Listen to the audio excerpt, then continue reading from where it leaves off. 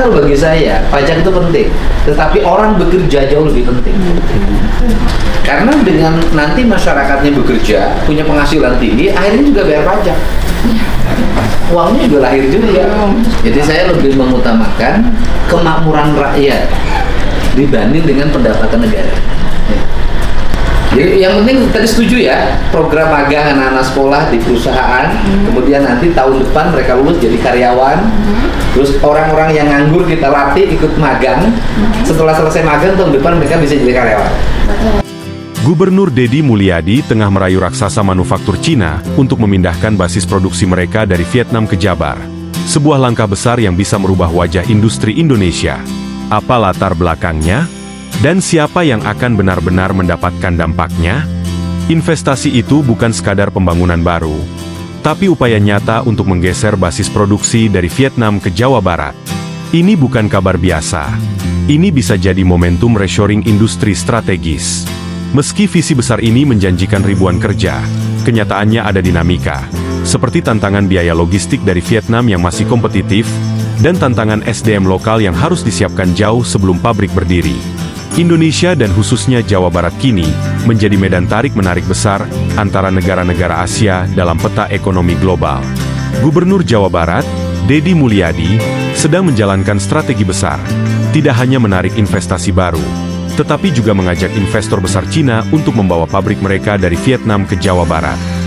KDM membuka peluang di Karawang untuk produksi ATK, printer, mesin absensi dan kalkulator dengan target ekspor Amerika Serikat, Jepang. MOU akan ditandatangani pekan depan. Hari ini saya kedatangan dari perusahaan yang waktu itu saya melakukan groundbreaking di Karawang. Nama PT-nya di kawasan industri Arta Graha Industri. Arta Industri Hill. Nah, ini silakan jelaskan. Perusahaan bergerak di bidang apa? Nanti bergerak akan mulai dibangun industrinya apa?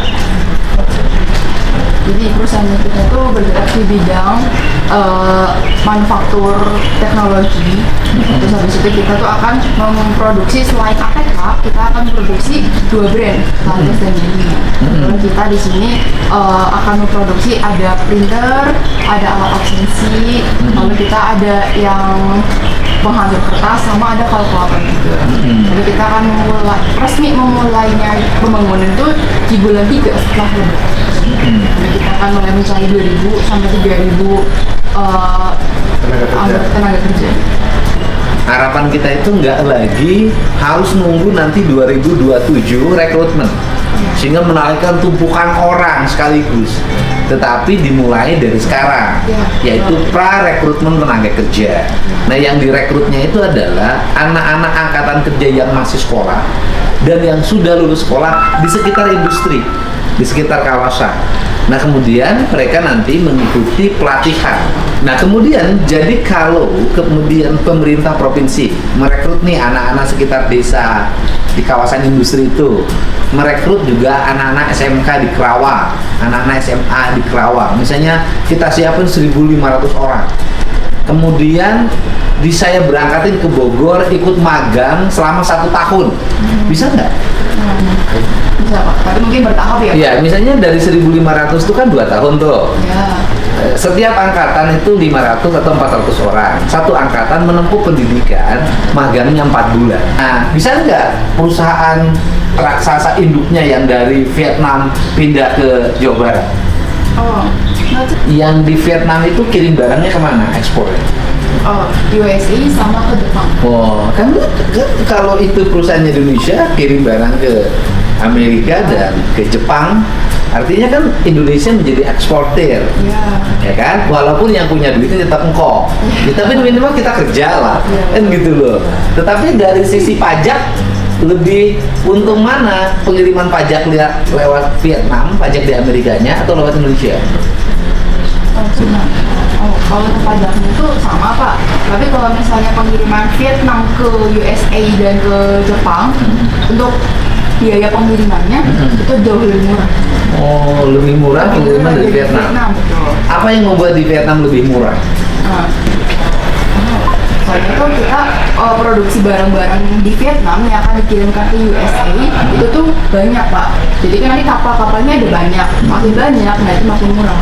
Oh, karena produk yang dikirimnya banyak, sehingga biaya pengirimannya lebih murah. Tapi kan kalau pindah ke Indonesia, berarti kan pengiriman Indonesia juga jadi banyak dong. Iya, betul. Kan jadi murah juga kan?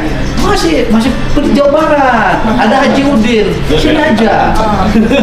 Nanti terus lagi soalnya gini Pak, kalau misalnya dari Vietnam juga itu kan kita ngirimnya ke berbagai tempat juga tuh yang di USA-nya. Terus habis itu untuk yang di Vietnam tax holiday-nya itu kita awal-awal tuh kan gratis. Terus habis itu kita dapat potongan, jadi kayak cuma bayar setengah itu selama 6 tahun. Ya kita juga kan bisa ngusulin dong menjadi industri Ya, pionir, ya kan? Nah, kalau bagi saya pajak itu penting, tetapi orang bekerja jauh lebih penting. Makanya kan kalau dalam pemahaman saya, dalam saya sebagai pemimpin daerah itu, pajak itu penting, tapi orang bekerja jauh lebih penting. Jadi dalam pikiran saya lebih baik membebasin perusahaan tidak bayar pajak, yang penting orang kerja. Karena dengan orang bekerja beban negara turun. Dia tidak usah subsidi kesehatan karena sudah pajak pelayanan kesehatannya sudah dibayar oleh perusahaan. Kita tidak usah ngasih BLT karena sudah punya penghasilan. Setelah itu dia ada multiplier efek ekonomi, ada ekonomi yang tumbuh. Negara cari pendapatan dari yang lain aja. Dalam pemandangan saya sebagai pemimpin daerah, gitu. Jadi saya lebih mengutamakan kemakmuran rakyat dibanding dengan pendapatan negara. Karena dengan nanti masyarakatnya bekerja, punya penghasilan tinggi, akhirnya juga bayar pajak. Uangnya juga lahir juga. Tapi dengan industri yang tumbuh, maka kita tidak mempertaruhkan sumber daya alam. Dan sumber daya alam menjadi tempat rekreasi, tempat healing, traveling bagi kawasan industri yang bekerja.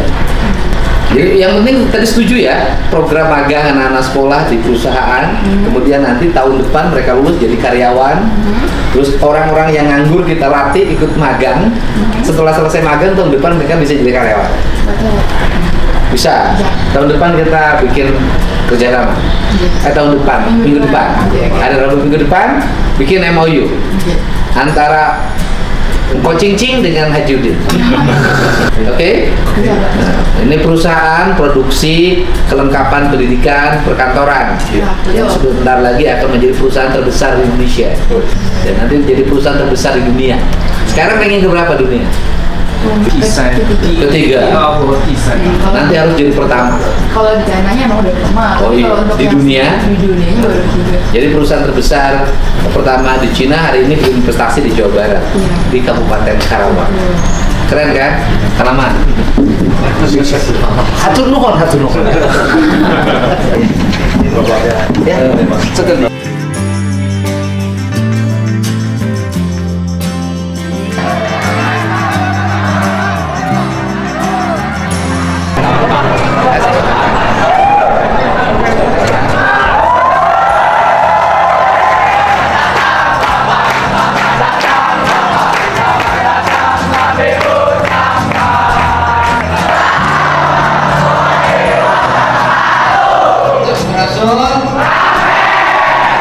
Semuanya yang hadir, kamu mau kerja nggak? Kamu nggak begitu lulus sekolah langsung kerja? Siapa yang mau kerja? Ini kebijakan Gubernur Jawa Barat ya. Setiap ada industri baru, MOU dengan Pemprov. Nanti anak-anak kelas 3 SMK dan SMA yang di sekitar pabrik kemudian menjadi prakerja. Kemudian setelah itu dikirim mengikuti magang 3 bulan tak cukup. Selesai magang, begitu Anda lulus, Anda langsung menjadi calon karyawan tanpa seleksi, langsung kerja. Ini pabrik Cina gede ini. Produknya apa aja Om? Cerita. Cambi itu cambi. Nggak bisa, kamu nggak jelasin. Marita, kamu ke depan. Dengartian sih ya. Terus nanti pabrik yang di Vietnam pindahin sini semua.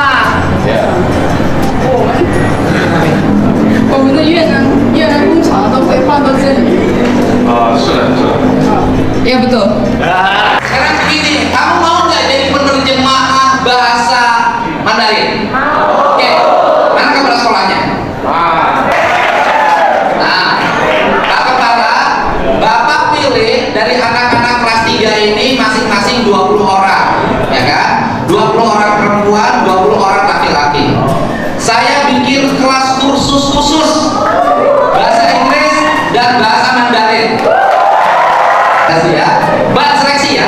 yang serius belajar bahasa Mandarin dan bahasa Inggris.